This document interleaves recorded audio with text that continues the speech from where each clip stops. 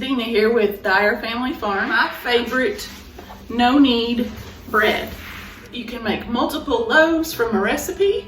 It will keep up to 2 weeks in the refrigerator, and you can pull a little bit out and prepare it whenever you're ready. Say you wanted something during the week and it's something quick and simple. This recipe only takes a few ingredients: 6½ cups of all-purpose flour, 1½ tablespoons of coarse salt, 1½ tablespoons of yeast, 1½ tablespoons of apple cider vinegar, and 3 cups of 120-degree-ish water. So the first thing I'm going to do is I'm going to dissolve my yeast in the water. Let it sit for a bit.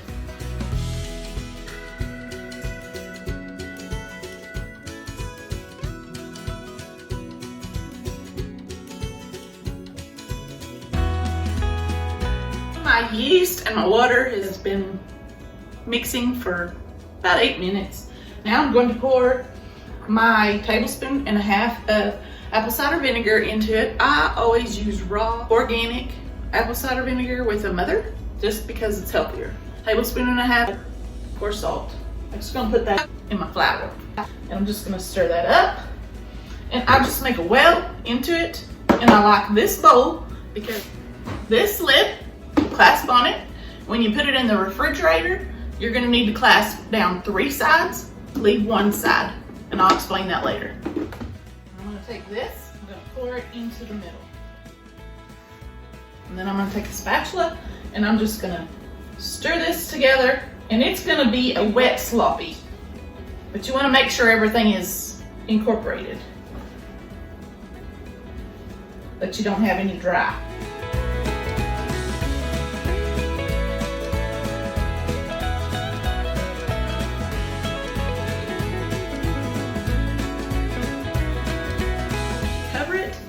With a tea towel, and I'm going to put it somewhere warm, and it's going to rise for about 40 minutes depending on how warm your house is.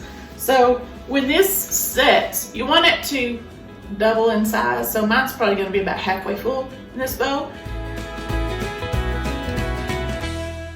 It's through rising, so I'm going to take this off, put my lid on, and put it in the refrigerator until tomorrow.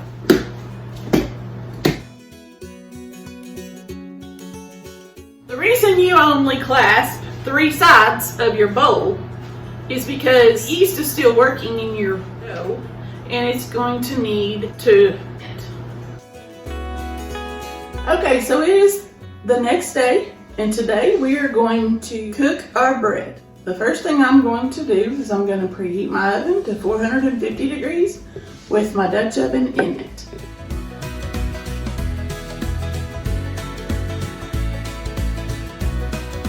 While that is warming, I'm going to prepare my dough.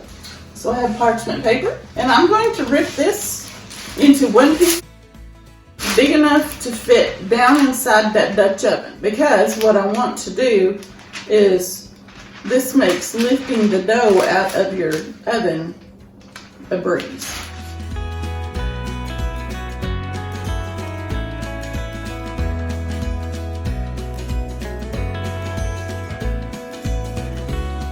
I'm going to take half of this because I'm going to make a larger artisan loaf. You can take 1/3 if you want to make a smaller loaf, but you're going to flour up your hands. Just dig in, take what you need.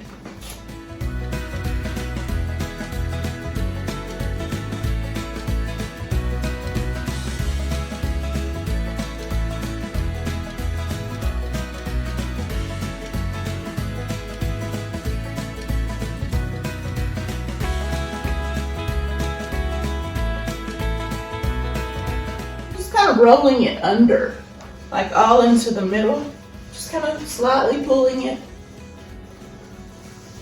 There's no need to knead it. It's all gonna turn out fine. It's a little sticky, just put a little flour on it and work it in.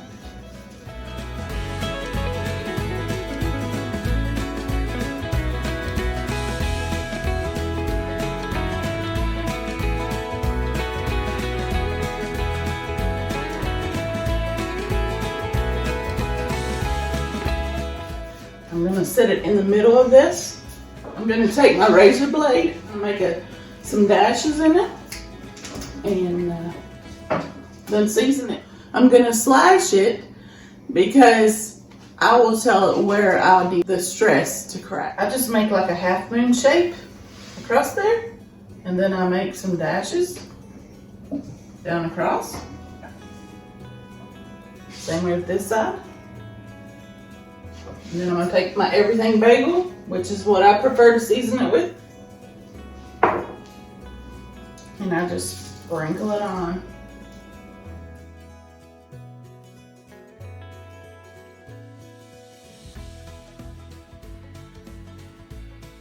Cover it with a tea towel and let it rise probably 30 to 40 minutes in a warm area.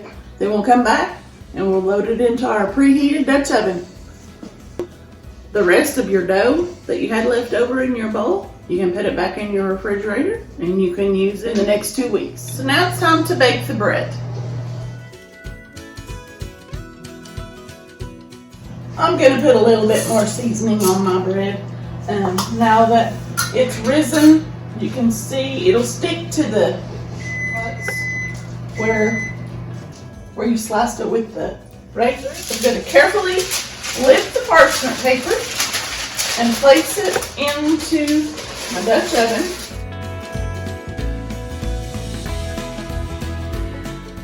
I'm going to place it in that 450-degree oven for 25 minutes.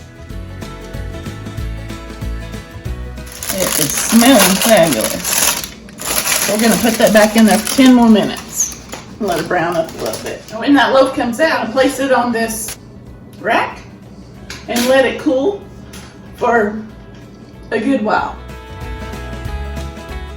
That's what the parchment paper's good for. I'm gonna leave it on it until I slice it, and then I like to put the parchment paper and the sliced bread into a gallon-sized Ziploc bag. It just, to me, the parchment paper absorbs any moisture that might get into the bag once it's in the refrigerator, and I do keep it in the refrigerator once it's cooked, sliced, because fresh baked bread does not have the additives that commercial bread has in it, so it does not stay fresh as long, but it is delicious.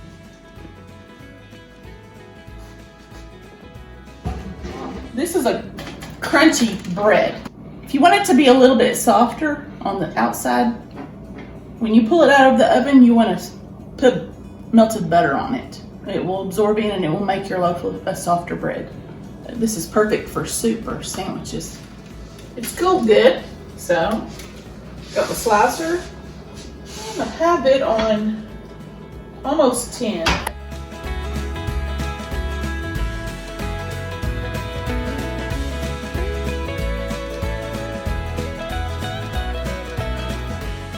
Let me show you the texture of this bread.